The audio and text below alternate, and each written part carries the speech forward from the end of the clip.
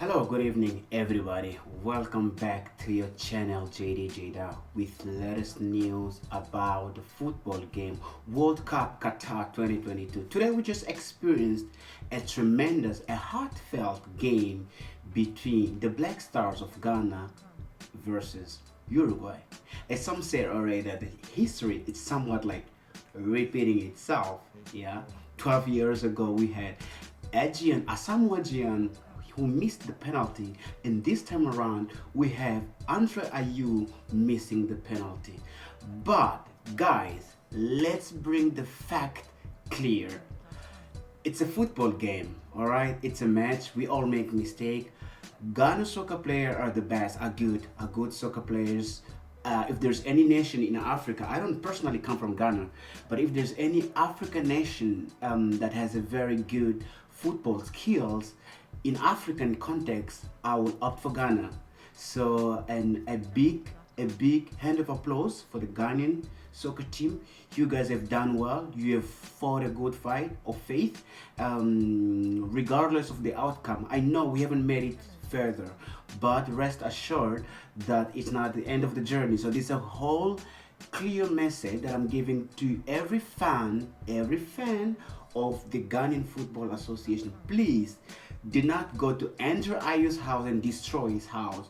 Do not go to his house or whatever business, whatever that belongs to him, and just cause some scandals because of whatsoever rage or anger, whatever. Again, it's a football game. Otto Addo, a big applause to you. Well done, sir. You did very good. You prepared the boys to do a very good job. They did whatever they could.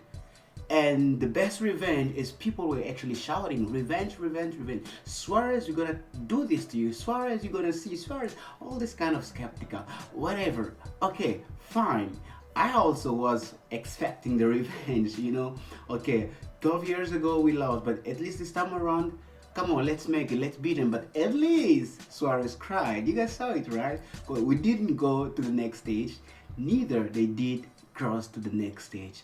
But the clear message that I want to pass to all my African fellas, because I'm African, any country that is playing right now, any African country that is playing at the World Cup 2022 right now, is supposed to be represented, all right? I don't care if you're Ghanaian, you are Zimbabwean, you're Zambian, you are Angolan, you are Congolese, whatsoever. When Morocco is playing, we as Africa have to support Africa. When Cameroon, like in the next couple of minutes, Cameroon is playing against Brazil, it's Africa against Brazil playing. So let us all cheer up. Let's come together as a team, as unity, as one Africa, and support our dear brothers in this tournament. It's sad that Ghana couldn't make it to the next stage. However, we have Senegal that has made it through, and now we have a decisive match between Cameroon and Brazil. So this was actually my message that I wanted to pass to you all. Apart from that, I love you so much, guys, and let's keep on supporting each other. Africa is becoming very unique. I don't know if you guys are actually experiencing this way. Africa is becoming more and more united.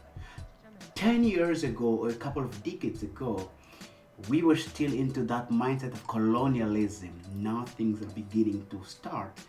African fellas are waking up, those in the diasporas or those back home.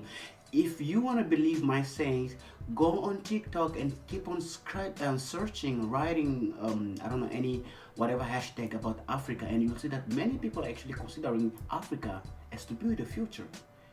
A couple of days ago, I actually watched a news whereby European Union is uniting hands with African leaders to what?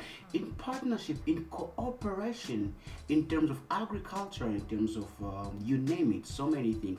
Why? Because Russia has closed doors. Listen, I know this is about football. It's not about politics, but however, as an African, it's also good to bring to your attention what is happening in the diaspora, because right now I'm sitting in one of the countries within the diaspora, and I have the news and I have to pass it to you so that you fellas can also wake up as I am waking up every single day. So let us build our nation, guys. Let's stand for one another. Let's support one another. Do you know why what's this nation? Do you know why the the South American progress. I mean, if you go to the United States of America and see any Latino guy who speaks Spanish or is from Spanish origin, these people work so closely with one another. They support each other's business. This same concept we can also see it with who? With Muslims. They're there to support each other's business. Now, I'm not trying to get religious in this information that I'm passing to you, but it's more about unity. United we stand, united we can become stronger, united Africa can go forward. We all want Africa to come out of that mindset of what? Of colonialism, right? We can all say that countries have been decolonized, Angola, Namibia, Zambia, Zimbabwe, from the colonial powers. However, our mindset still locked. Now, who then can stand up and speak? Who then can be the voice of Africa to the nation? Brothers and sisters, you and I are requested to actually take this stand and fight for our rights and fight for the unification of Africa. I mean, Muhammad Gaddafi had this idea of unifying Africa, but what happened to him? We all know. So if I'm Namibian, you are Zimbabwe, you are Ghanaian, you are Angolan, we are all part of one country called Africa. We are all part of one household called Africa. We all sleep in different rooms, but we belong to one house. So this is the message I wanted to give to you guys, that Africa is becoming the future. Yeah, investors overseas are actually considering Africa as a new market to not just to explore in terms of exploiting the country, but exploring in terms of seeing what is there, what is vital there, that people or their investors outside can actually invest or implement in Namibia or in Angola or in Zambia, in DRC, in any other part of Africa. And the main area that they are actually focusing their affairs is infrastructure, agriculture, technology, what else? And technology, telecommunications already part of technology. These three aspects, it's actually what is promising: land, infrastructure, and technology. Technology, we're talking about internet and telephones, telecommunication actually. So what about our own young stars that are in Africa? What about our leaders there leading our people? Please give us the chance, give the youth a chance, give them a saying. How can we democratize a nation? A democratic nation is a nation that listens to its citizen and therefore tries to its level best to apply every decision that was agreed upon with the citizen. Do you know why European Union, regardless of all the skepticism happening around it, which I won't tell right now, do you know why they still being considered as a decision-making force within the European sector? Why? Because they have a very clear communication with its citizens. I mean, European Union right now having its seat in Strasbourg, France, and in Belgium, Brussels, but then they have branches all over the place, all over Europe.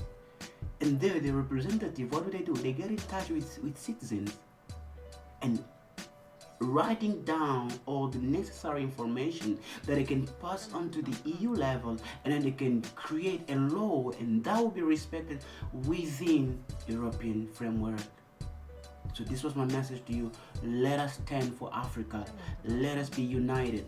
Let us get out of that mentality of colonialism. I'm sorry for my phone. Somebody is disturbing me right now. But I think what I'm about to tell you here is just very important. Let us get out of that mindset of colonialism and let's utilize every precious resources, natural resources that our countries have. And let us abolish kleptocracy, from goodness sake. For those that do not know what the word kleptocracy means, actually is the art of corruption from those leading. Well, I know we would say that okay, our nation is not corrupt whatsoever, but as African, we know that if one country is experiencing corruption, as an African person of a different country, we have to stand against the corruptors and try to bring a law, a regime that abolishes corruption in that specific country. Come on, somebody. If we all stand together as a unity and abide to what is right, Africa is gonna be powerful. Africa has the power to also come into negotiation with countries in South America, North America, Europe, and also have the stand, their requirement that okay, if you guys don't do this, nothing is gonna happen. If we don't see this thing happening, nothing is gonna be agreed upon us. Africa has the capacity to do that, but the fact that we don't get into that point yet is because our political system is unstable. And when I'm speaking about our political system, I'm not just singling out one country, but I'm talking as a whole. Africa as a whole. Africa as a human body. If the eye sore, the whole body gets defected.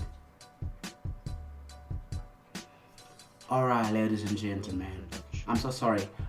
It was actually about Ghana and Uruguay, the rematch that I wanted to stress about it, but I just felt like speaking to you, my fellas, because Africa is waking up. Please, please, please, please, I beg of you, my brothers and sisters, please, let us educate ourselves. And when we talk about education, I'm not talking about what it was brought to us in Africa as an education, but I'm talking about our origin.